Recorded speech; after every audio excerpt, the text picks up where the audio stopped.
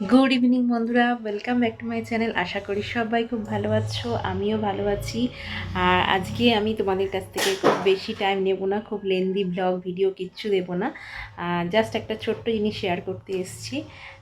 বেশ কিছুদিন আগে আমার এক বন্ধু, তোমরা কমেন্ট করেছিলে যে দিদিভাই তুমি তো অনেক মানে সকালের মর্নিং ব্রেকফাস্ট ভিডিও দেখাও, তো তুমি সন্ধে কি টিফিন করো সেটা যদি একটু শেয়ার করো।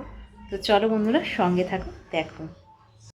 এটা হচ্ছে আমার সন্ধ্যের অতি সাধারণ একটা টিফিন। আমি সন্ধেবেলা বেশিরভাগ দিন এই টিফিনটাই করি। মুড়ি, বাদাম, ঝুড়ি ভাজা আর দুটো পাঁপড়, আর তার সাথে হাফ কাপ চা।